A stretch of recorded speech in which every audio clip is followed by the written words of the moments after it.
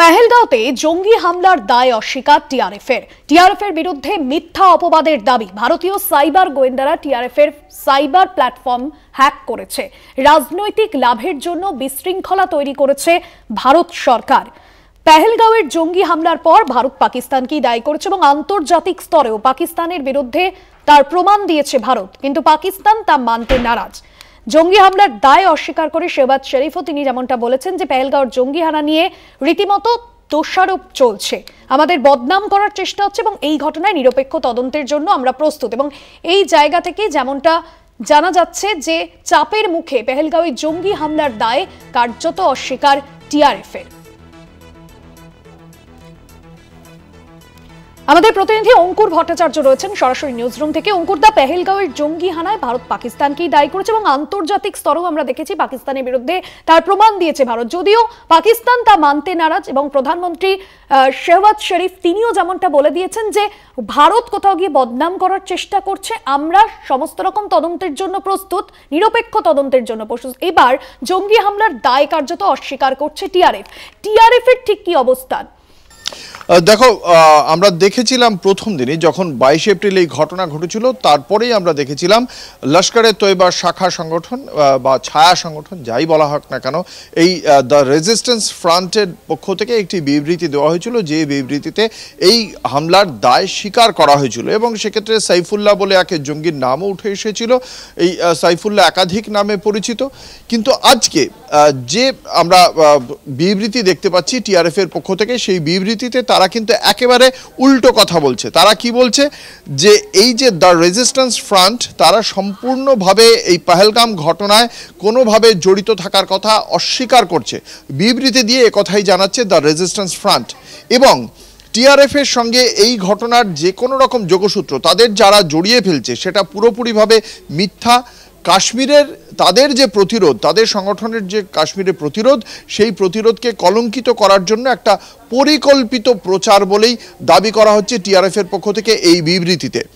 পেহেলগামে যে ঘটনাটা ঘটেছে, তাদের দাবি যে তাদের ডিজিটাল যে প্ল্যাটফর্ম রয়েছে সেই প্ল্যাটফর্মকে হ্যাক করে এই বিবৃতিটা দেওয়া হয়েছিল যে টিআরএফ এই ঘটনা ঘটিয়েছে বা টিআরএফ এই ঘটনার দায় স্বীকার করছে।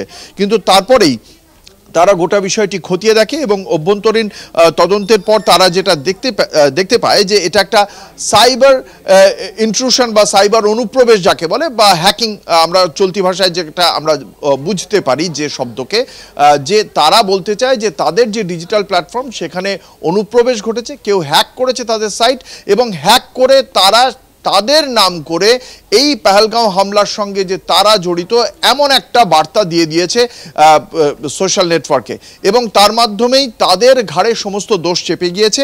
যদিও তাদের বক্তব্য যে এইটা ভারত সরকার করেছে, ভারত সরকারের এটা একটা পরিচিত কৌশল বলেই তাদের দাবি। ভারতীয় গোয়েন্দারা তাদের সাইবার বা ডিজিটাল প্ল্যাটফর্ম হ্যাক করে এই ঘটনা ঘটেছে এবং সেটাও সম্পূর্ণভাবে ভারত সরকার বা তথাকথিতভাবে তারা বলছে যে রাজনৈতিক লাভের জন্যই এই ধরনের একটি পরিকল্পিত সিদ্ধান্ত নেওয়া হয়েছে। এবার রাজনৈতিক দল মানে কেন্দ্রের সরকার, শাসক দল বিজেপির দিকে বা মোদী সরকারের দিকে আঙুল তুলছে টিআরএফ। এবার টিআরএফের এই বক্তব্যটা কেন এলো সেটা নিয়েও চর্চা চলছে। তার কারণ আমরা দেখেছি একদম প্রথম দিনই প্রধানমন্ত্রী নরেন্দ্র মোদী তিনি বলেছিলেন যারা এই ঘটনা ঘটিয়েছে এবং যারা এই ঘটনার পরিকল্পনা করেছে, পেহেলগামের ঘটনার প্রেক্ষিতে যারা মানে এই ঘটনার সঙ্গে সরাসরি যুক্ত আর যারা পরিকল্পনাকারী ষড়যন্ত্রকারী, উভয়কেই কল্পনাতীত সাজা দেওয়া হবে। প্রধানমন্ত্রী এই কথা বলার সঙ্গে সঙ্গে আমরা দেখেছিলাম কেন্দ্রীয় স্বরাষ্ট্রমন্ত্রী ঘটনাস্থলে গিয়েছিলেন এবং তার পরবর্তীকালে যে সর্বদলীয় বৈঠক হয়েছিল সেই সর্বদলীয় বৈঠকে প্রত্যেকটি রাজনৈতিক দল বলেছিল কেন্দ্রীয় সরকার এক্ষেত্রে এই দোষীদের সাজা দেওয়ার ক্ষেত্রে যা পদক্ষেপ নেবে, প্রত্যেকটি রাজনৈতিক দল তারা রাজনৈতিক মতাদর্শগতভাবে বিরোধী থাকলেও তারা এই প্রশ্নে, দেশের প্রশ্নে সকলে এক কাট্টা, একসঙ্গে সবাই এই ইস্যুতে কেন্দ্রীয় সরকারের সঙ্গে রয়েছে এবং কেন্দ্রীয় সরকারও বলেছিল তারা এই বিষয়ে শেষ পর্যন্ত যাবে। ভারতের সীমা পার করেও যদি শিক্ষা দিতে হয় সেই উচিত শিক্ষা দেওয়া হবে। দ্বিতীয়ত, কূটনৈতিক সিদ্ধান্ত। পাকিস্তান এই ঘটনার সঙ্গে যুক্ত এই কথা বলার পরেই ভারতের পক্ষ থেকে সিন্ধু জলচুক্তির ক্ষেত্রে গুরুতর পদক্ষেপের পাশাপাশি একগুচ্ছ সমস্ত নাগরিকদের ফেরত পাঠানো এবং তার পাশাপাশি হাইকমিশনের ওপর যে সেখানে যে আধিকারিকরা রয়েছেন তাদের ফেরত পাঠানো, যাবতীয় ভিসা নাকচ করে দেওয়া, এই ধরনের পদক্ষেপ করা হয়। এবং এই ঘটনার পর আন্তর্জাতিক মহল থেকেও কিন্তু তীব্র ধিক্কার সমালোচনা আসে। আমরা দেখেছি মার্কিন যুক্তরাষ্ট্রের পক্ষ থেকে director of national intelligence Tulsi Gabbard তিনি তার যে বক্তব্য রেখেছিলেন, তিনি সেখানে এই তদন্তে যাবতীয় সহযোগিতা এবং দোষীদের শাস্তির জন্য ভারতকে পূর্ণ সহযোগিতার বক্তব্য রেখেছিলেন। মার্কিন প্রেসিডেন্ট ডোনাল্ড ট্রাম্প থেকে শুরু করে ভ্লাদিমির পুতিন প্রত্যেকে এই ঘটনার তীব্র নিন্দা করেছেন, ভারতের পাশে দাঁড়ানোর কথা বলেছেন। এই জায়গা থেকে সামান্য হলেও চাপে পড়েছে পাকিস্তান। সেই জন্যেই একদিকে যেমন শেহবাজ শরীফ বলছেন আমরা এই ঘটনার নিরপেক্ষ এবং স্বচ্ছ তদন্ত চাই, আবার ঠিক একই রকমভাবে যে জঙ্গি গোষ্ঠী প্রথম দিন দাবি করেছিল যে তারা এই ভয়ানক ঘটনার সঙ্গে যুক্ত, তারা আজকে বলছে এই ঘটনার সঙ্গে তারা কোনোভাবেই যুক্ত নয়। তবে পাকিস্তানকে কতটা বিশ্বাস করা যাবে তা কিন্তু প্রশ্ন তুলে দিয়েছেন পাকিস্তানি রাষ্ট্রনেতারা। কারণ ইশাক দার দেশের পাকিস্তানের উপপ্রধানমন্ত্রী, তিনি বলছেন এই ঘটনা পাকিস্তানের স্বাধীনতার সংগ্রামীরা করতে পারেন।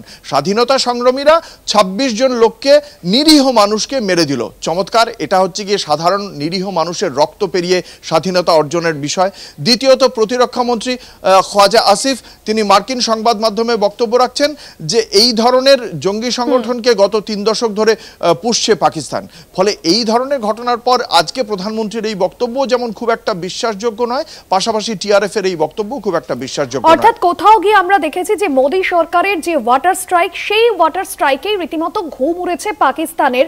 এবং কোথাও গিয়ে আমরা এও দেখেছি যে কাশ্মীরের মাটিতে কিন্তু সক্রিয় টিআরএফ, এর সঙ্গে যেরকম পাক গুপ্তচর সংস্থার যোগাযোগ রয়েছে, এর আগে একাধিক সন্ত্রাসবাদী কার্যকলাপ করেছে, তারপরেও যে মিথ্যা, এই দায় অস্বীকার, কোথাও গিয়ে এই ওয়াটার স্ট্রাইকের পরে কি ঘুম উড়ল পাকিস্তানের?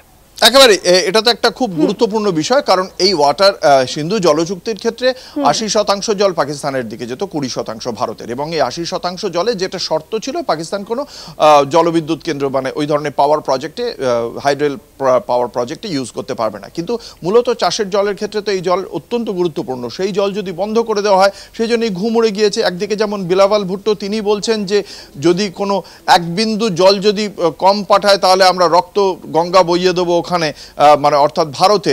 ঠিক একই রকমভাবে সঙ্গে সঙ্গে নরম একটা অবস্থান গ্রহণ করছেন তাদের প্রধানমন্ত্রী শেহবাজ শরীফ, বলছেন তিনি আমরা শান্তি চাই, কিন্তু সেই শান্তিটা কখনোই আমাদের আত্মসম্মানের বিনিময়ে নয়, কিন্তু তবুও আমরা বলছি এই ঘটনার নিরপেক্ষ ও স্বচ্ছ তদন্ত করব। আজকে হঠাৎ করে নিরপেক্ষ ও স্বচ্ছ তদন্তের কথা কেন মনে পড়ছে পাকিস্তানের?